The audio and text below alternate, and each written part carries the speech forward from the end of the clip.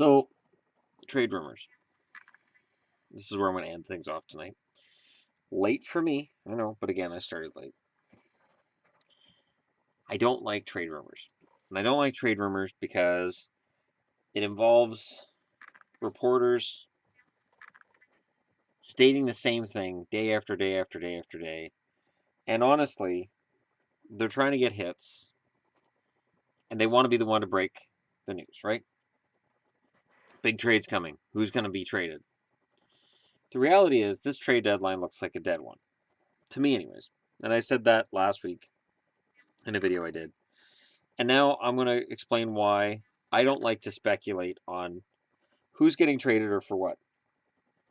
Now, the Blues' struggles could lead to shakeup, is the title. We could all say, yeah, no kidding. And of course, to mention Jake Allen, that the Blues have 9 wins in their last 23 games, but Jake Allen has a 4-year extension of $17 million. So that's not going to help. Now, then they say Tampa Bay has Ben Bishop, and he might be a good fit there. Maybe. That I might be able to see. But then the New York Post's Larry Brooks has suggested the New Jersey Devils might part with Corey Schneider as part of the team's rebuild. Really, Larry Brooks? This is when I want to go all Tortorella and say, get out of here, Brooksy. Because there's no trade coming with Corey Schneider. A, he has a no-trade clause. B, he's the only reason the Devils aren't the worst team in the league. And New Jersey is not trading Corey Schneider. That was a mistake made by the Vancouver Canucks that the New Jersey Devils are not repeating. It's not going to happen. And then Blues defenseman Kevin Shattenkirk's also a pending unrestricted free agent, and is rumored to be involved in many trade talks. Shattenkirk would be appealing rental for many teams and yield strong return of prospects or draft picks for the Blues. According to Gordon, the Detroit Red Wings and New York Rangers could be possible landing spots for the 27-year-old.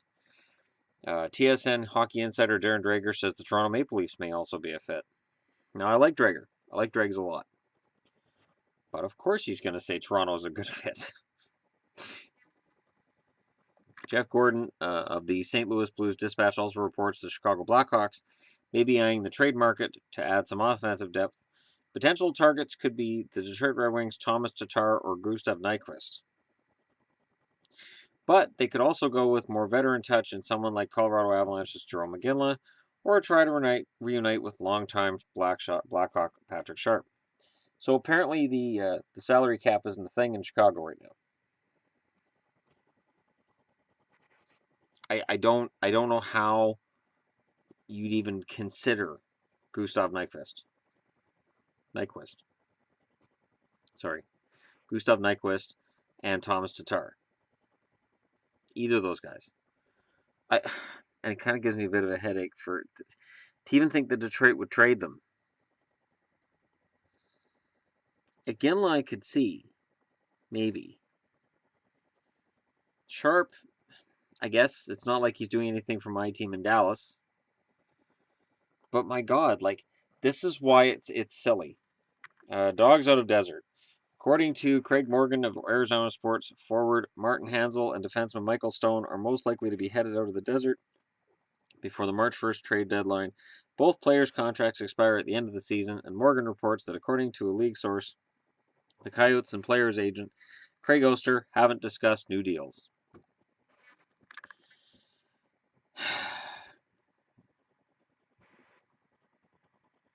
And then they've got Trade Center 17 already up here. They've actually got Trade Center 17 up. And that, the Kings acquired Schilling from the Hawks for Latta. I'm sorry I didn't do a video on that one. It sort of snuck by me. They mentioned Boston. They mentioned Colorado. The problem with this time of year is, I can sit here and speculate. I can go through all 30 rosters and speculate on who's going to get traded for what and from where. It's not going to happen. And even for most of these guys who are getting paid with newspapers and they're really smart and they know exactly what's going to happen. No, they don't. They don't know what's going to happen. The way that trades take place in the NHL is, first off, I have to decide whether I'm a buyer or seller. So I'm a GM. I have to decide whether I'm buying or selling. If I'm selling, my veterans are on the way out the door. My UFAs are on the way out the door. Young kids who may not make it, who just aren't progressing fast enough, they may be on the way out the door.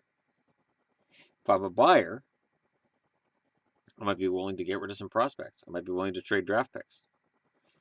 I might be willing to lose a little bit of depth in one area to shore up another because I think that we can be a contender. As I mentioned in my video last week, we have 28 buyers right now and 2 sellers. And Arizona and Colorado don't have a lot to sell, and what they have to sell, they want a lot for. So what do you do? What do you do? I mean, we're a month out from the trade deadline, and I don't see any major moves happening. Could there be some moves? Yeah,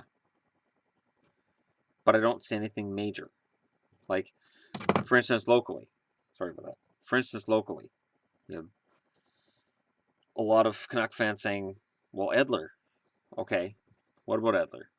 How many points has he had lately? How many points does he have for the season?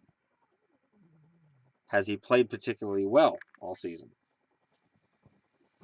Is Edler right now the player that he was 5 years ago?" The answer is no. So what are you going to get? And who makes that deal? A couple years ago, Detroit would have taken him. I don't think Detroit takes him now. So what are you trading? Miller? Okay. There is a market for Ryan Miller right now. But who's looking for a goaltender? St. Louis. St. Louis doesn't want Ryan Miller. Calgary? Calgary's not dealing with Vancouver.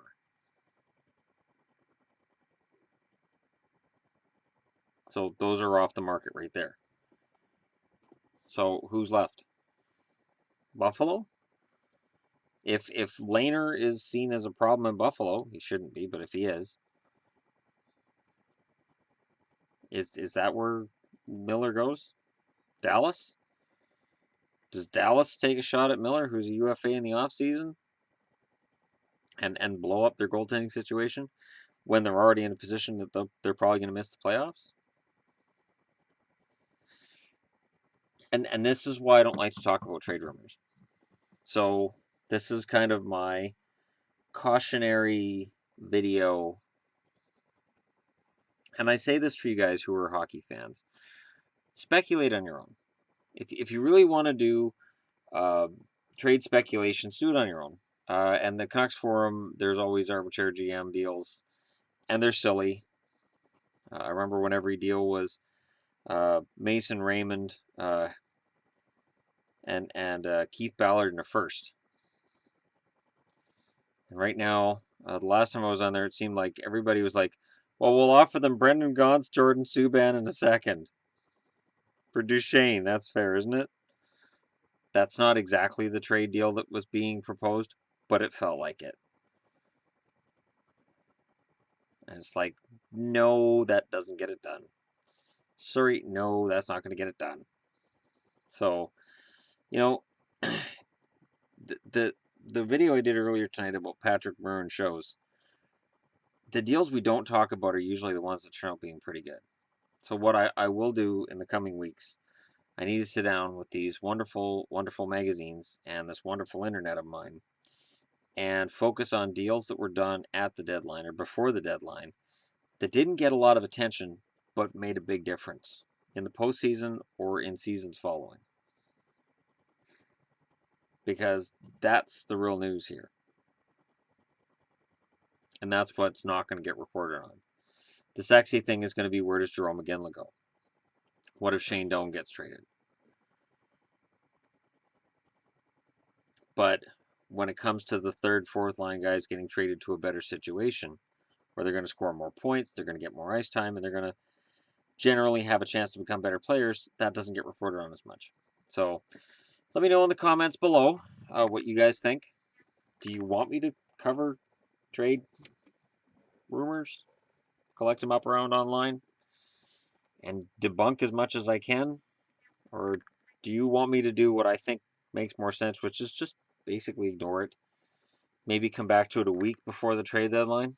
But for right now, I don't see anything major happening. The idea that Nyquist or Tatar is available is ridiculous. Even the idea of New Jersey getting rid of Corey Schneider is absolutely stupid. You have nothing to replace Schneider with. Kincaid's been fine as a backup, sure. You have nothing to replace Corey Schneider. Don't make the same mistake the Canucks made. Don't do it. Because a goalie like Schneider doesn't come along very often. He really doesn't.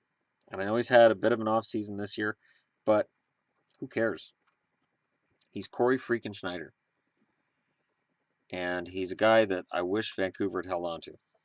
And they didn't. So even just the idea of it is just, to me, absolutely bloody ridiculous. No trade clause. Alrighty. And don't forget to hit like and subscribe if you're just browsing through. And thank you very much for watching. I'll talk to you guys all again tomorrow.